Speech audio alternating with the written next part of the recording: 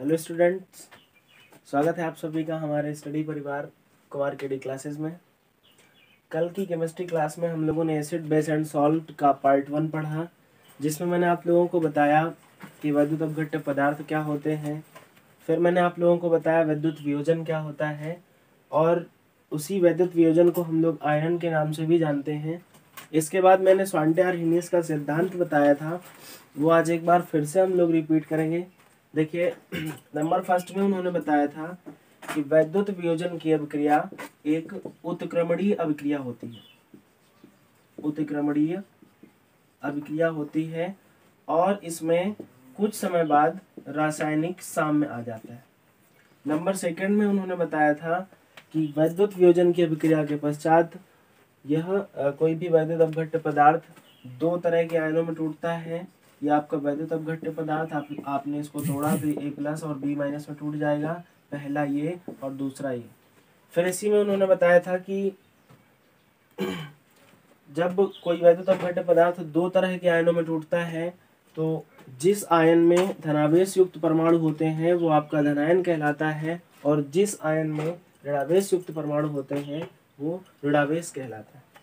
Number third में उन्होंने बताया था कि किसी भी वैद्युत वियोजन की अभिक्रिया में जितने धन आयन होते हैं उतने ही ऋण आयन होते हैं। अर्थात कहने का तात्पर्य यह है कि जितने आपके पॉजिटिव होंगे उतने ही आपके निगेटिव होंगे। मतलब प्लस और माइनस दोनों बराबर, मतलब 5 प्लस के तो 5 ही माइनस के। बेटा प्लस माइनस खत्म हो जाएंगे, मतलब इनका जो नेट चार्ज होता है, जो आवेश होता है, वो 0 होता है। तो कहने का मतलब ये है किसी वैद्युत अपघट्य पदार्थ का जलीय विलयन हमेशा क्या होगा, उदासीन होगा। फिर इस टॉपिक के बाद में मैंने कल आप लोगों को बताया था आयनन की मात्रा को प्रभावित करने वाले कारक। आयनन की मात्रा को प्रभावित करने वाले कारक। इसमें मैंने आपको फर्स्ट नंबर बताया विलायक की प्रकृति। फर्स्ट नंबर बताया था विलायक की प्रकृति। विलायक की प्रकृति में मैंने आप लोगों को बताया था कि कोई भी विलायक या किसी भी विलायक की विलेयता जितनी ज्यादा होगी उस विलायक के साथ में वैद्युत वियोजन उतना ही ज्यादा होगा। मतलब विलायक की विलेयता अनुक्रमानुपाती होती है वैद्युत वियोजन के। अनुक्रमानुपाती होती है वैद्युत वियोजन की।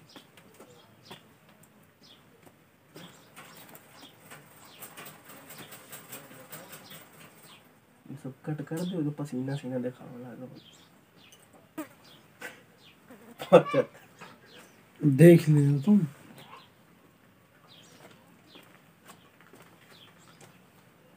कई मायूस कोनो गलती हुई कभी से हमका तो ऐसा कुछ लग रहा।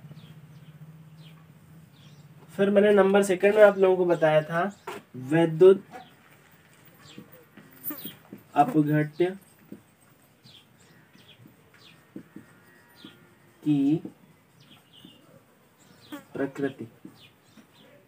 वैद्युत अपघट्य की प्रकृति मैंने इसमें आप लोगों को क्या बताया था, इसमें मैंने बताया था कि कोई भी वैद्युत अपघट्य पदार्थ जितना अच्छे से घुल जाएगा, किसी भी वैद्युत अपघट्य पदार्थ की घुलनशीलता जितनी ज्यादा होगी उसका आयनन उतना ही अधिक होगा। मतलब कोई वैद्युत अपघट्य पदार्थ अगर कम घुलता है तो आयनन कम होगा, और अगर ज्यादा घुलता है तो आयनन ज्यादा होगा। नंबर थर्ड में मैंने आपको बताया था ताप।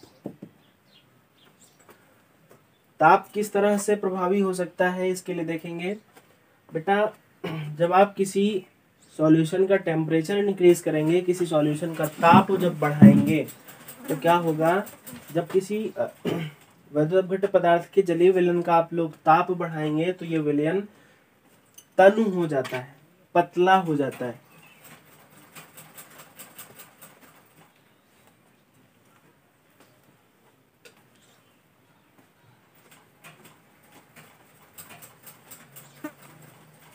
जब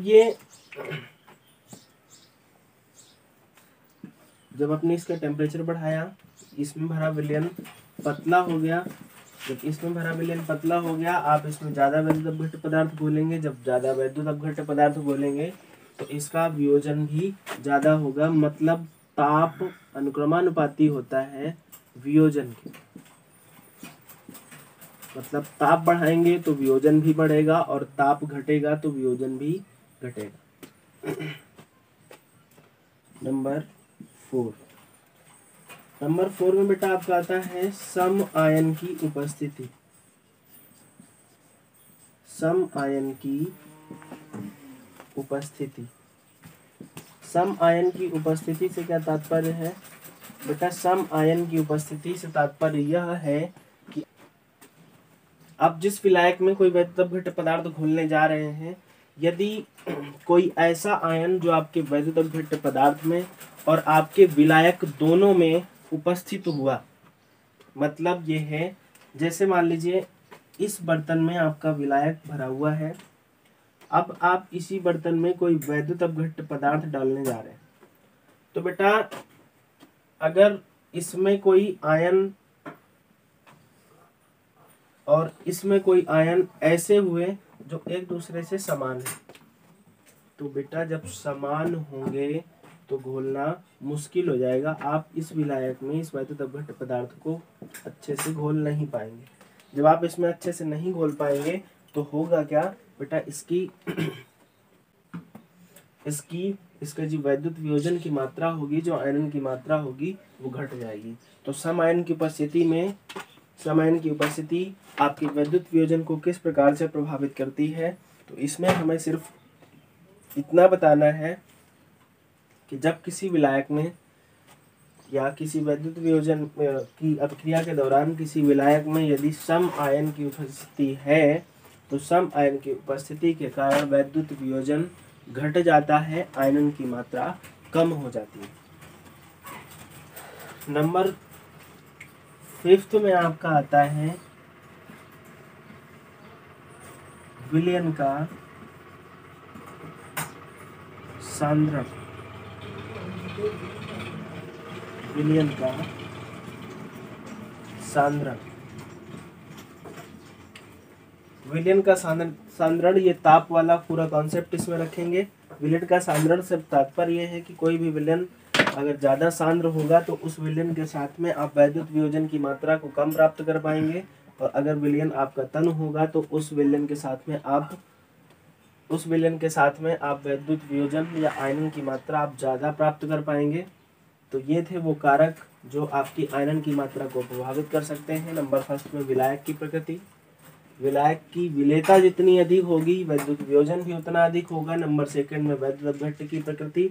कोई भी वैद्युत अपघट्य किसी विलायक में जितना ज़्यादा घुलनशील होगा, उस वैद्युत अपघट्य पदार्थ के साथ आपका वैद्युत वियोजन उतना ही ज़्यादा होगा। नंबर 3 में ताप। बेटा जब आप ताप बढ़ाओगे तो वियोजन भी बढ़ जाएगा। किस तरह से बढ़ेगा वो मैंने आप लोगों को बता दिया है। नंबर 4 में सम आयन की उपस्थिति। बेटा जब किसी विलायक में सम आयन की उपस्थिति होगी तो आप लोग इतना याद रखिए, जब सम आयन की उपस्थिति होगी तो वैद्युत वियोजन या आयनन की मात्रा अपने आप कम हो जाएगी, क्योंकि जब सम आयन की उपस्थिति होगी तो आप इसमें कोई भी वैद्युत अपघट्य पदार्थ अच्छे से नहीं घोल पाएंगे। नंबर 5 विलयन का सांद्रण।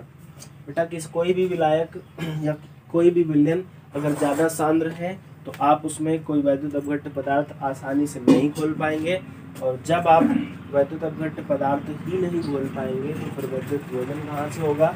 इसलिए विलयन अगर सांद्र है तो आयनन कम होगा, और विलयन अगर तन है तो आयनन ज़्यादा होगा। अब यहाँ से हम लोग देखेंगे जल का आयनिक गुणनफल। यह आपका H2O वाटर का फार्मूला रखा हुआ है, और इससे आपको पहला आयन प्राप्त होगा H+ और दूसरा आयन आपको प्राप्त होगा OH-। तो बेटा कल में अगर आप लोगों को याद हो, मैंने एक फार्मूला बताया था K = concentration of A+ into concentration of B minus upon concentration of A B. उसी से मैंने यहाँ पर कंसंट्रेशन ऑफ H प्लस रखा dot concentration of OH minus upon में कंसंट्रेशन ऑफ टोटल H2O। अब बेटा ये इधर आपका डिवाइडेशन में है, आप जब इसको इधर लाएंगे तो यहाँ पर मल्टीप्लाई में चला जाएगा, तो ये हो जाएगा K into H2O is equal to concentration of H plus into concentration of OH minus. अब ये आपका K H2O रखा हुआ है बेटा, आप H2O को W से डिनोट कर सकते हैं, तो ये हम लोग यहाँ पर KW कर देंगे, तो K of W is equal to concentration of H plus into concentration of OH minus. अब बेटा यहाँ से सीधे फिर मैंने ये रख दिया बेटा, ये चीज़ आप लोगों को समझ में नहीं आ रही होगी बेटा। 25 डिग्री सेंटीग्रेड टेम्परेचर पर एट 25 डिग्री सेंटीग्रेड टेम्परेचर पर इसका प्रायोगिक मान किसका, इसके आयनों का गुणनफल, जल के आयनों का गुणनफल 25 डिग्री सेंटीग्रेड पर इतना होता है। तो आप लोगों से अगर पूछा जाए कि जल का आयनिक गुणनफल कितना होता है, तो आप लोग बताएंगे कि जल का आयनिक गुणनफल 25 डिग्री सेंटीग्रेड पर 10 टू द पावर -14 होता है। Is that clear? ओके, आप लोग स्क्रीनशॉट ले सकते हैं।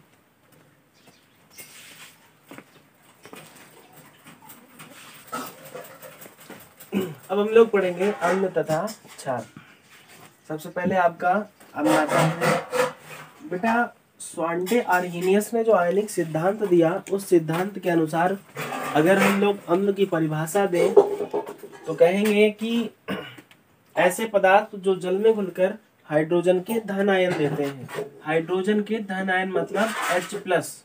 ऐसे पदार्थ जो जल में घुलकर हाइड्रोजन के धन आयन देते हैं अम्ल कहलाते हैं। रिएक्शन देखिए, HCl, इसको आप जल में घोलेंगे तो ये H+ में और Cl माइनस में चला जाएगा। यहाँ से आप लोग देख पा रहे होंगे इसने हाइड्रोजन का धन आयन दिया।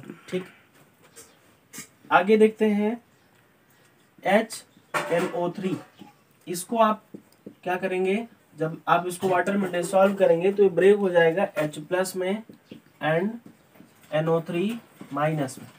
बेटा यहाँ पर आप देख पा रहे होंगे H+ मतलब हाइड्रोजन का धन आयन मिला, मतलब ये क्या है, ये आपका अम्ल है और ये भी आपका अम्ल है। एक और CH3COOH,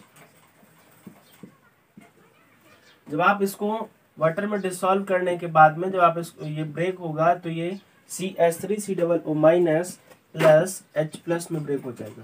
बेटा यहाँ पर भी इसने हाइड्रोजन का धन आयन दिया हुआ है, इसलिए हम कहेंगे कि ये भी क्या है, ये आपका एसिड है, अम्ल है। बेटा इसका नाम हाइड्रोक्लोरिक एसिड होता है, इसका नाम नाइट्रिक एसिड होता है और इसका नाम एसिटिक एसिड होता है। ये तीनों के तीनों अम्ल हैं। क्यों? क्योंकि इसने हाइड्रोजन का धन आयन दिया, इसने भी हाइड्रोजन का धन आयन दिया और इसने भी हाइड्रोजन का धन आयन दिया। ऐसा आप लोगों को स्वांटे आर्हेनियस ने बताया। बेटा यहाँ पर जो मैटर आपको बताया गया, यहाँ पर जो मैंने डेफिनेशन बताई वो थी स्वांटे आर्हेनियस के अनुसार। स्वांटे आर्हेनियस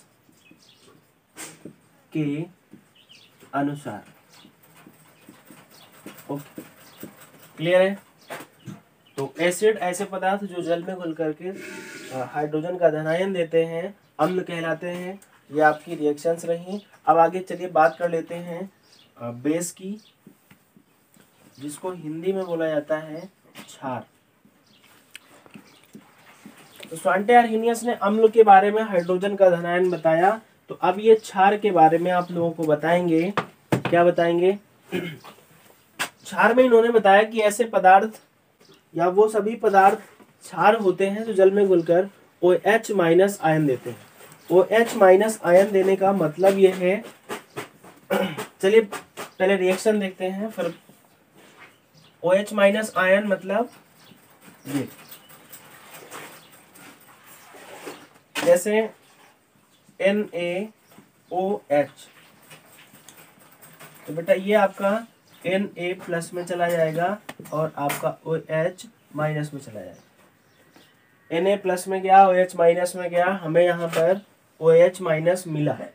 OH माइनस मिला तो हम लोग स्वांटे-आर्हेनियस के अनुसार कह सकते हैं कि ये जो प्रोडक्ट है, ये जो आपका कंपाउंड है, ये क्या है, बेस है, क्षार है।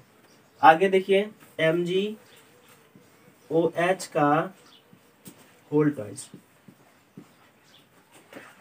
बेटा ये आपका जब ब्रेक होगा तो Mg प्लस में चला जाएगा और OH माइनस में चला जाएगा। Mg में डबल प्लस तो +2 रखेंगे और इस इधर ये OH के 2 हैं तो इधर बैलेंस करेंगे तो यहाँ भी 2 आ जाएगा। तो बेटा आप लोग देख पा रहे होंगे इसमें भी OH माइनस आयन रखा हुआ है। आगे देखेंगे BaOH का होल ट्वाइस। यहाँ पर आपका Ba +2 में जाएगा, जैसे इसमें था सेम वैसे ही इसमें भी करेंगे और ये आपका 2OH माइनस। तो बेटा यहाँ से क्लियर हो चुका है, तीनों कंपाउंड जब जल में घोले जा रहे हैं तो इनमें तीनों से हमें OH minus OH minus OH minus मिल रहा है। तो हम लोग स्वांटे-आर्हेनियस के अनुसार हम लोग कहेंगे कि जो ये जो क्षार होता है, ऐसे पदार्थ होते हैं जो जल में घुलने के पश्चात OH माइनस आयन देते हैं। लारी ब्रांस्टेड के अनुसार अम्ल तथा क्षार की आधुनिक अवधारणा। बेटा स्वांटे-आर्हेनियस ने वैद्युत वियोजन का सिद्धांत दिया, वो उनका सही निकला, लेकिन स्वांटे-आर्हेनियस ने अम्ल तथा क्षार के बारे में जो अवधारणा दी वो ना तो पूरी तरह से गलत थी और ना ही पूरी तरह से सही थी। मतलब क्या है, कहने का तात्पर्य यह है कि उनकी अवधारणा सिर्फ उन्हीं अम्लों को या क्षारों को प्रूफ कर सकती थी जो जल में विलेय थे, जबकि कुछ अम्ल व कुछ क्षार ऐसे होते हैं जो जल में विलेय नहीं होते या अल्प विलेय होते हैं। तो इस कमी को दूर करने के लिए लॉरी ब्रांस्टेड का एक सिद्धांत आया, या फिर कहेंगे कि लॉरी ब्रांस्टेड ने एक अवधारणा दी सन 1923 ईस्वी में। 1923 ईस्वी में उन्होंने बताया कि अम्ल तथा क्षार की अभिक्रियाओं को व्यापक बनाने के लिए उन्होंने प्रोटॉन विनिमय के आधार पर इनकी परिभाषाएं प्रस्तुत की। क्या परिभाषा दी उन्होंने कि ऐसे पदार्थ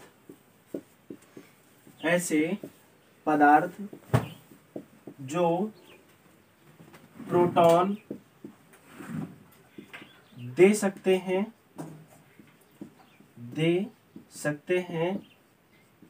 अम्ल कहलाते हैं,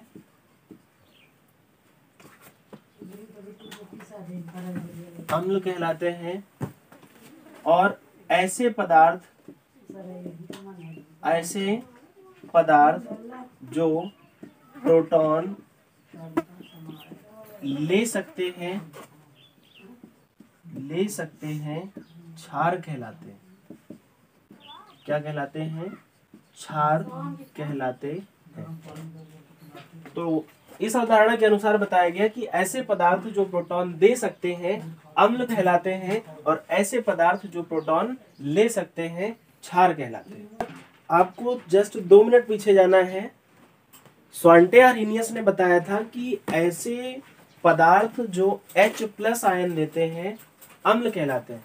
बेटा ये जो H+ होता है यही आपका प्रोटॉन होता है।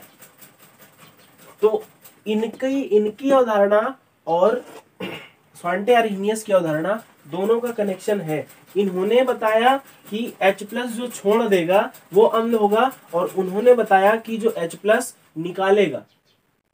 तो कहीं ना कहीं अगर हम लोग बैकग्राउंड से देखें तो इन दोनों की अवधारणाएं सेम है। खैर मेरा मकसद ये था कि आप लोगों को H+ क्या होता है ये बताना था। अब एग्जाम्पल हम लोग यहाँ पर देखेंगे। बेटा जब आप HCl को H2O में घोल देंगे तब ये आपका HCl क्या करेगा, अपना H+ त्याग देगा। जब अपना H+ त्याग देगा, ये आपका H+ है, जब ये त्याग देगा तो ये इसके पास चला जाएगा तो H3O+ बन जाएगा और Cl आपका हमेशा से माइनस होता है तो ये आपका Cl- बन जाएगा। तो ये आपका अम्ल होता है।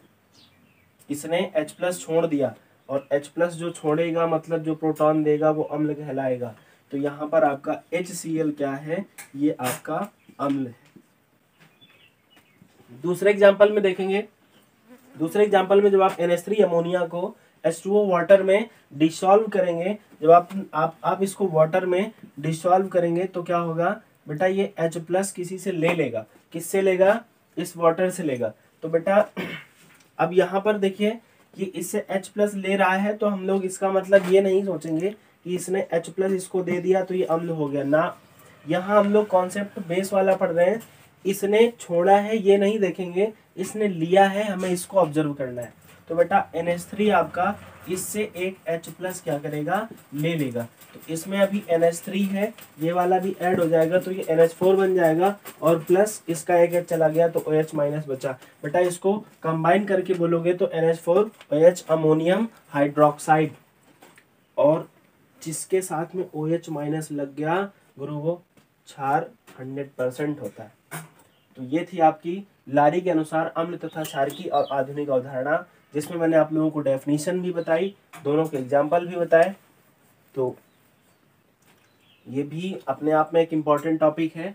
तो आप लोग अगर एक बार में आप लोगों को न समझ में आया हो तो आप लोग इसको बैक करके फिर से देख सकते हैं। तो आज की क्लास में बस इतना ही, कल मिलते हैं इसी चैप्टर के एक नए टॉपिक के साथ। तब तक के लिए आप अपनी पढ़ाई को जारी रखें।